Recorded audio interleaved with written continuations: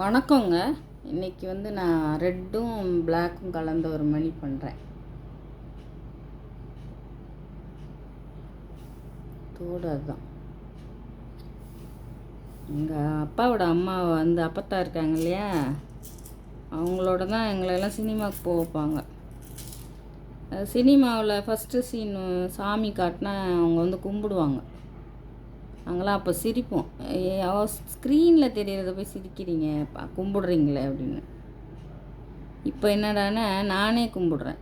ஒன்றும் பண்ண முடியல. அவங்க கதையெல்லாம் சொல்லுவாங்க எங்களுக்கு.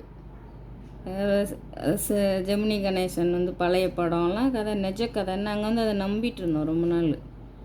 அப்புறம் டிவியில் அந்த படம்லாம் வரும்போது தான் சினிமா கதையை எங்களுக்கு கதையாக சொல்லியிருக்காங்கன்னு தெரியும். அப்போது அது அவங்க நோக்கம் பேரம்பேத்தியை சந்தோஷப்படுத்துறதுக்கு.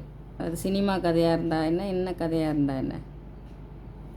ஆமாம், அந்த தாத்தா பாட்டியெல்லாம் கதையெல்லாம் சொல்லணும் பேரம்பேத்திக்கு. அப்போ தான் அவங்க சந்தோஷப்படுவாங்க. அவங்க வருங்காலத்தில் அவங்களும் இது மாதிரி கதை சொல்லிக்கிட்டு இருப்பாங்க.